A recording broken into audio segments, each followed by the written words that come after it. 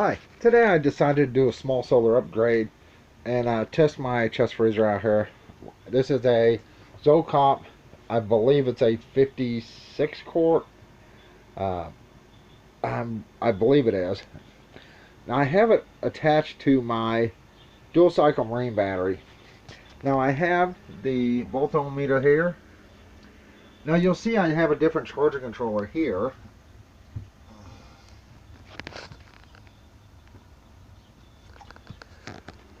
And I still have everything else hooked up. Now I have the small battery here, my AMG battery, with my little power station here. I just made a small portable power station. Excuse me, that's an inverter, 400 watt. I just made a small little power station out of it. And I do have it hooked up here to the 30 watt panel. Now you're going, okay, big deal. You upgraded, you put something here. You made a little power station. And if you saw my last video, I really screwed up and I drained this literally down to 0. I could not get it to charge at all. I could not get it above 11.7 volts. And you're probably wondering how I actually got it to charge. Well, it's pretty simple actually. After messing with that for, I don't know how many days. Trying to get the solar in here to charge it. Trying to get my automotive battery charger to charge it. 11.7 was as high as it went. So what I did was I took my jumper cables I made for the trailer here, put it on the battery, took that over there to my 400 watts over there, and hooked it up to the bus bars on the front of my other solar system out there.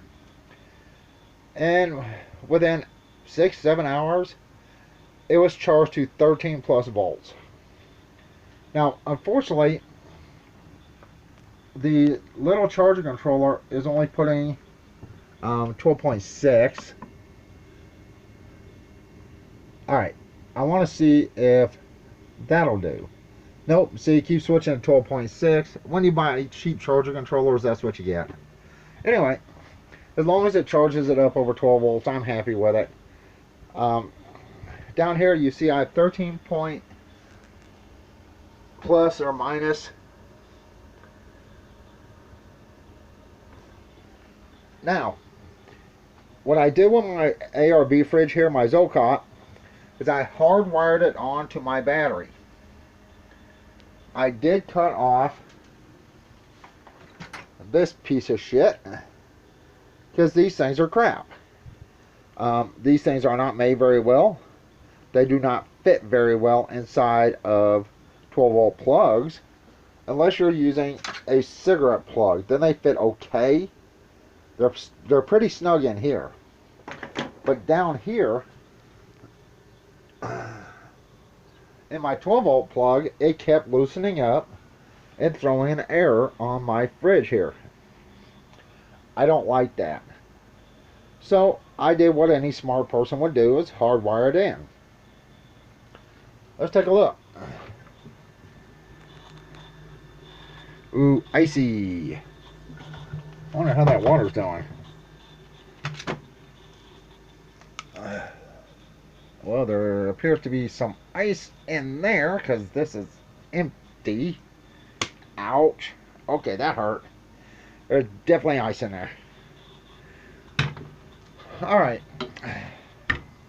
We know it runs. Now, I did do a little upgrade today. I want to show you. Now, first of all, I'm going to tell you one mistake I have right now. That is not having a second battery. If you're going to do anything like this setup, you definitely need 2 or more batteries, especially if you're going to be running something like this overnight. Now, I am not. Okay?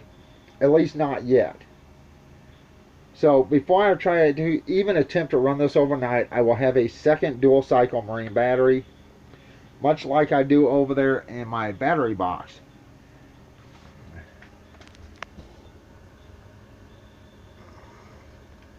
Now this does pull quite a bit of power. Absolutely. Now I've got it set for like in the negatives. It was set for negative, so I don't need that negatives. How about -1? This should shut off. Okay, I want to talk to you real quick before I show you the rest of my upgrade. Now look at that. That is going up to 13.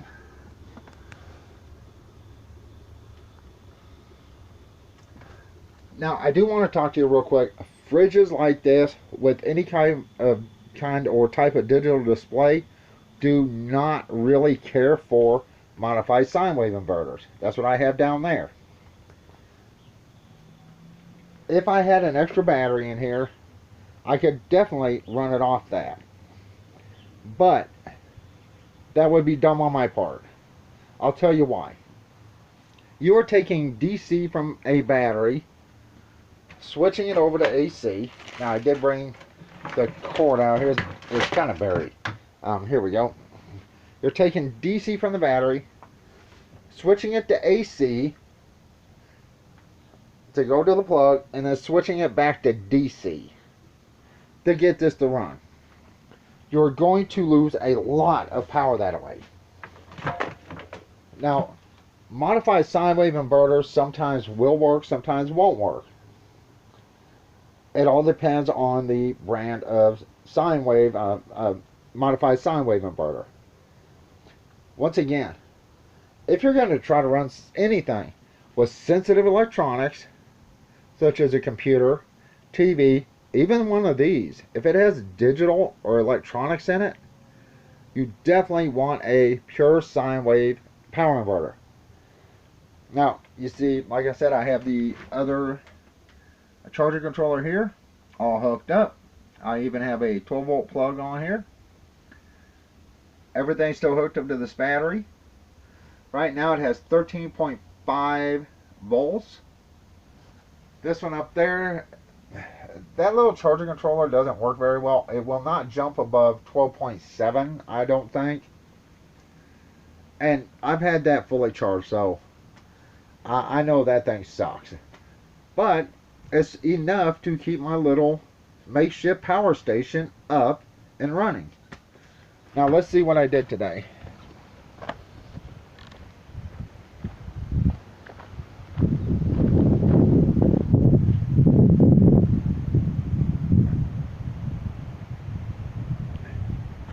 Now, if I would have had, I had a piece of aluminum here. If I would have had some type of bed frame, I would have used a solid bed frame going clear across here and tacked it down to the frame here and here. It would have been more stable than this aluminum that I have here, but I already had the aluminum. Of course, this is still here. I really need to put it underneath, but I'm not worried about that. I still have a little bit of work to do under here. You can see my crescent wrench under there.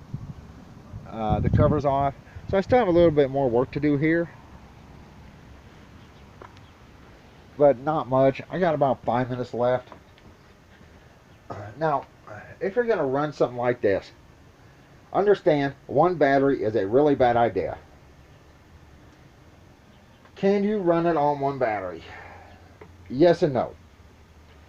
Now, I can take this fully charged battery and freeze this down in about an hour. On my power stations, it takes anywhere from 3 to 6 hours, depends on what it's set for. If I set for the minuses or freezing, it takes around 5 to 6 hours. For my home years, well, actually it takes 4 to 5 hours for my home years, and it takes 5 to 6 for my North Pole light to freeze this to where it's freezing ice. I did something earlier. I may attach it to this video, I may not, where I actually froze this thing solid, creating ice off that single battery, and it took 1 hour. One. Think about that. But if you're pulling that much power out of a single battery, it will seriously dip and drop in the tens while the compressor's kicking. You don't want that. That's why you need at least 2 batteries. I advise everybody at least 2 batteries. Plus, you want to make sure this can get through a night if your solar, when your solar's not working. Now, like I said, this is just a little something I threw together with the battery. I really hate this power inverter. 400 watts, 12.6 volts, and that's what it says is coming in from the solar. Turn that off, let it just charge. Now here I still have everything hooked up. I still have the 12 volt port. I still have the USB charging ports. I have a 10 amp fuse here. The USB charging port takes a 4 amp, if I recall. Oh, I just bumped my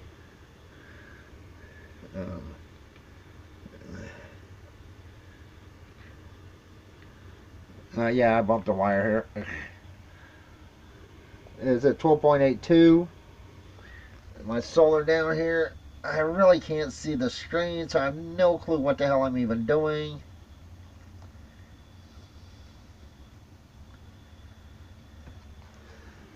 Okay, so we're above 12 volt. Fridge is running. It's freezing, definitely. This was the small upgrade I did today. Now, you're probably wondering, if I'm selling the trailer, why would I do this?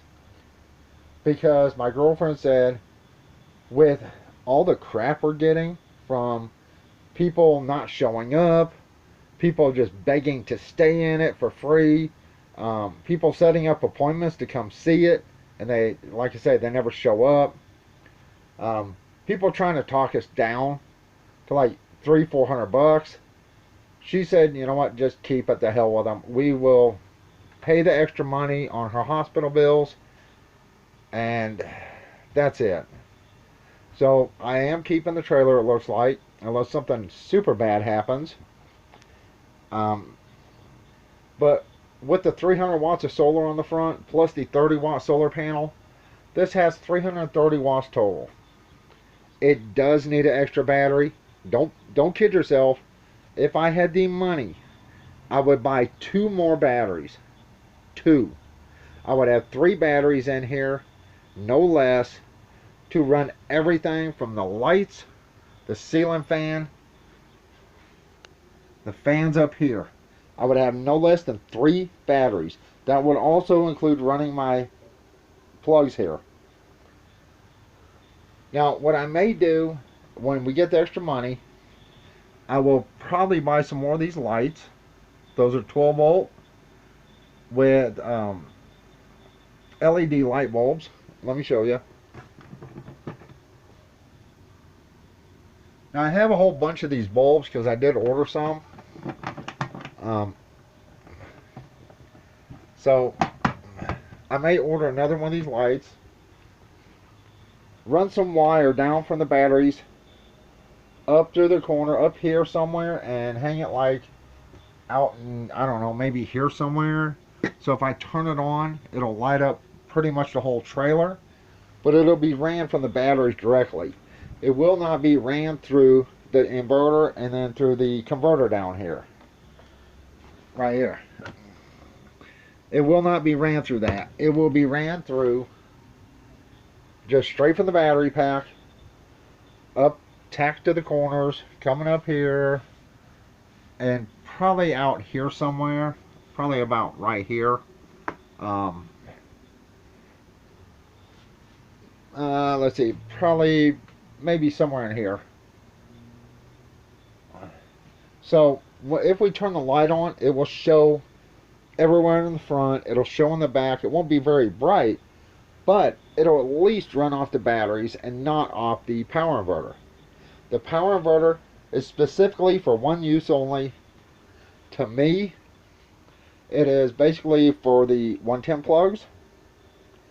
And if we end up staying in this camper, I will replace that with the 1500 watt pure sine wave inverter, and that will run all the lights in here plus the 110 plugs. Okay, but this is the small upgrade I did today. Like I said, I still have about 5 minutes left outside to hook up a couple wires. I still want the homeless guy over there to have a way to charge his USB devices. I still have to hook this up, or one of these, to where he can charge his USB devices. And I'm actually, there it is, right there. So I have to, looks like I got a little kink in the wire here, but that's okay, it'll work. I have to hook that up, and then I have to put the cover over the bus bars. Now I want you to understand something really important. I don't care how much solar you have. If it is a nasty day or it's cloudy, your panels, even 300 watts, may not produce enough to run this. It may air out. Your battery may go below 11 volts. I say the safety range is no less than 11.1 volts, but your battery can dip and then recover just a little bit below that.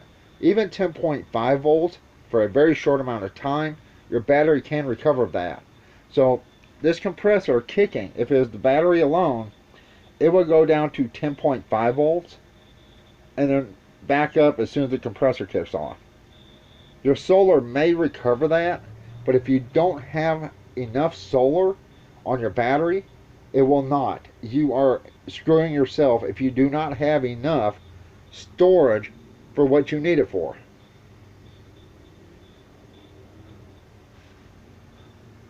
Once again, this is not the best day to be doing this. So it's not getting a whole lot of sun.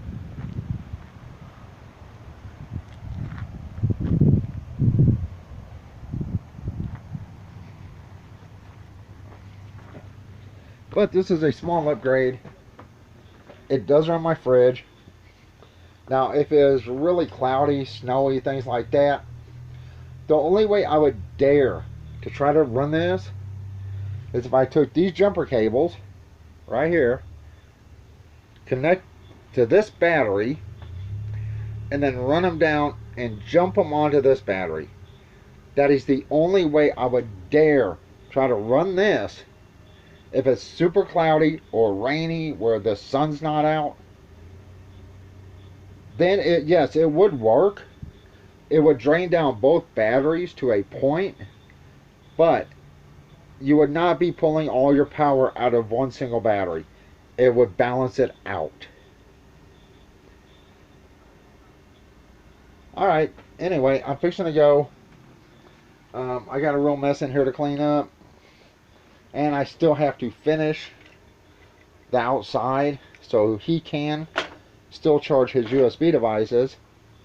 You can see his tent over there, I think. And the 5-gallon bucket's still over there. I don't know if he's using that for water or not, but he did say he's drinking this nappy ass water, so I did try to help the guy. Anyway, we're at -1. So, and you can see when the compressor shut off, the voltage is going back up. This is 300 watts of solar total that I'm using for one battery for this. Once again, I would not run this overnight off a single battery. If I had to run this overnight to keep my food good and I could not afford another battery, I would hook up the jumper cables to this battery, run it down, and just clamp onto the top post of that battery. That way, I know it won't drain that battery completely. It will balance out the power between the two batteries. Okay, I am fixing to go. I got to shut this off, clean up a bunch of stuff in here, finish out front, and then I have to I have to put this on the bus bars. Then I have to recover the bus bars, and then I am done for the day. I did have a separate video on my power stations running this, but like I said, it took so long for my power stations. It took me 2 days of testing, and to be honest, by the time I got done merging the videos together, I was looking at over a 2-hour video. There is no way somebody's got to sit through 2 hours of me talking. I'm pretty boring as it is, but there's no way. So I decided, you know what? I will probably upload a video that I remade of my home years, talking about, running this. The North Pole Light did a much worse of a job. Um, it took an hour longer than the home years, and the home years still took like 5 hours.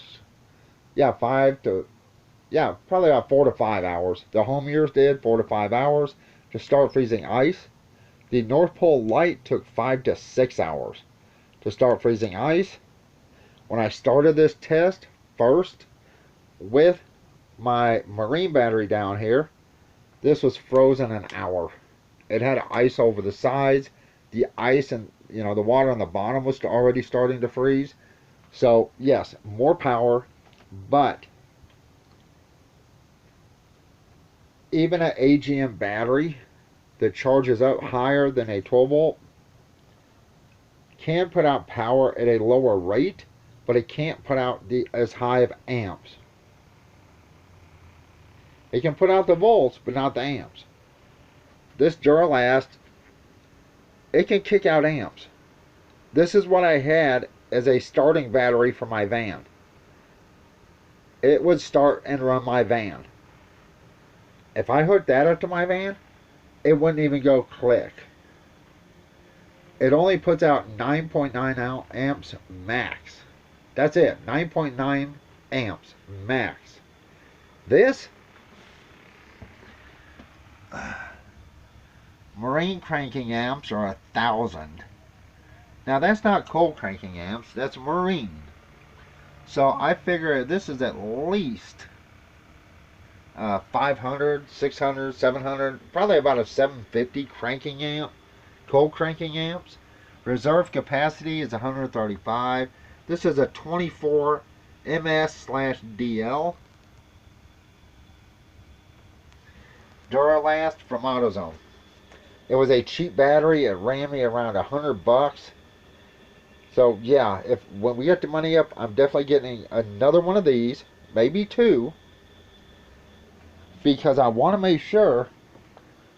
Today was a really nasty day, and I want to make sure that this can run, stay running, and keep our food good for as long as possible. And since I still have the bus bars hooked up outside coming in, I can still hook up a set of jumper cables out there. Now, I do have some long jumper cables, heavy duty ones that go to my van. I can set up a jumper cables out there from any vehicle to run power into these batteries to help charge these batteries. Always plan on a backup power source, whether it be a generator, a car, a truck, a van, a water wheel, windmill, something. If your solar's not working, you definitely need to have a way to charge your batteries. Take one more look at this before I go outside and finish up. Look at that.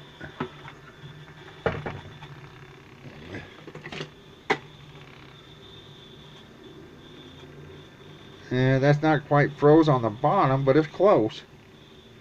Oh yeah, this is... Some looks almost like clear ice.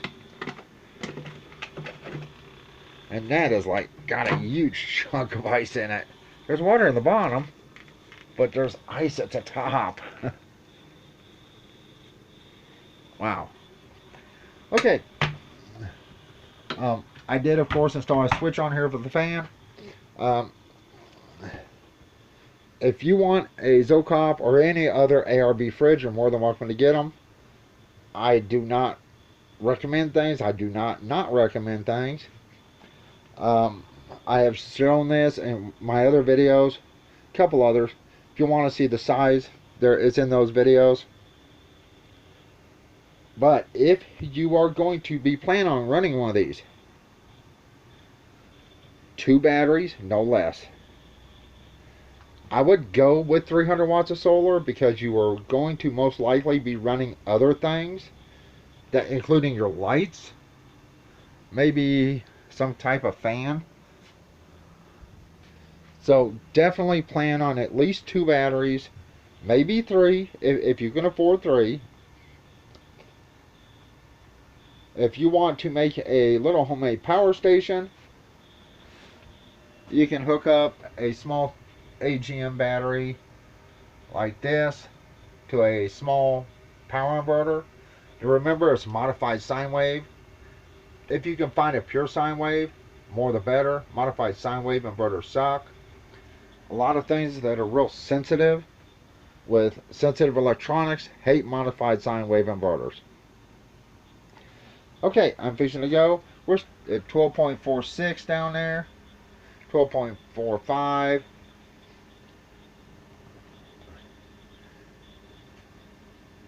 Four. Now, we have a lot of clouds out here, so it is not the best day to be doing this.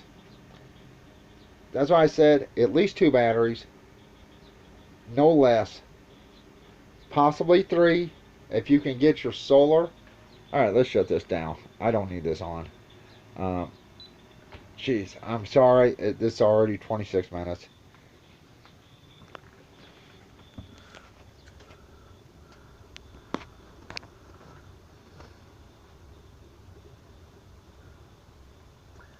Look at that jumping up. I shut that compressor down and it's jumping up. Now, using this as a fridge will not take nearly as much power as using it as a freezer.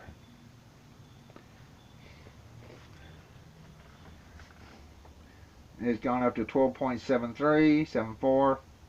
You know, it'll keep climbing until it decides to shut off. So, this is what I did today. Just, like I said, for the past couple of days I've been doing an experiment. I don't know if I will upload those videos or not. I definitely will not upload the one with the North Pole light. I've already deleted that. I did make a separate video for my home use power station running this, and any issues and problems you may have with this running off of that. You can run into problems and issues. So if you have a way to hardwire something, absolutely do it. Alright, that's it. I'm fixing to go. Everyone have a good day. Or actually, I should say everybody have a good night, because it's already probably 6 o'clock, 6:30 at night. Like I said, I've been messing with stuff out here all day. So that's it. I'm fixing to go. And everyone have a good day or night, depending on where you live. Bye.